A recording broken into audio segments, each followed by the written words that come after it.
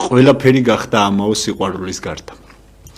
როცა ადამიანი სიკვდილის სარეცელზე ხარ, მაშინ ხვდები, რომ ერთადერთი რაც კი დაგრჩენია და რაც კი მიგაქვს, არის სიყვარული. დანარჩენი ყველაფერი ამაოა. დანარჩენი ყველაფერი ამქვეყნიურია.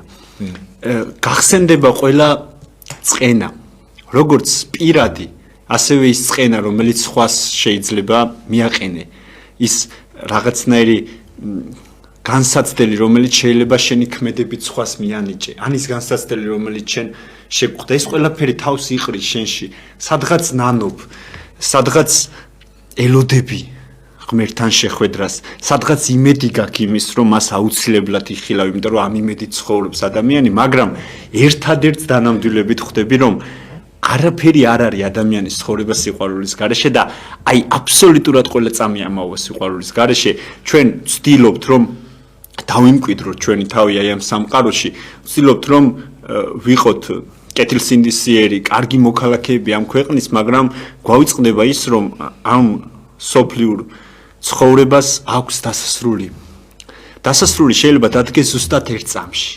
ისე რომ ადამიანმა ვერც გაიგოს ეს, ვერც შეიგრძნოს, ვერც მიხვდეს ისე დადგეს მის ცხოვრებაში აღსასრული და სანამ ხარ, სანამ ცოცხლობ, სანამ ჯერ კიდევ სუნთქავ ადამიანი, იქამდე ყველა სუნთქვა სიყვარულით უნდა გაჟღინთო და ყველას უნდა მიანიჭო ეს სიყვარული. არაფერი არ ღირს ადამიანის ფასად. არაფერი ამ სამყაროში. ეს შემიძლია დანამდვილებით გითხრათ. იმიტომ რომ ნახე სიკვდილიც და ნახე სიცოცხლეც. და შემიძლია ვთქვა, რომ სიყვარულის ფასად და ადამიანის ფასად არაფერი არ ღირს სამყაროში. საერთოდ არაფერი. ყველა სიტყვას უნდა გაუფრთხილდეს ადამიანი, რომელსაც წარმოთქვამს. სიტყვა ძალიან ძვირფასია. ძალიან ძვირფასი რამ არის. შეიძლება მუშტმა, ხელით შეხებამ ვერ გატკინოს და გავნოს ისე ადამიანს, ან ხმალმა, ან מחვილმა, ვიდრე სიტყვამ.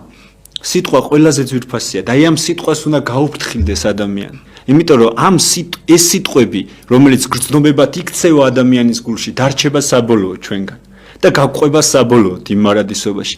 დანარჩენი ყველაფერი ამაოა. დანარჩენი უბრალოდ არის მოძრაობა და მოძრაობა. ერთადერთი არის სიყვარული, რაც გრჩება და რაც მიყვება.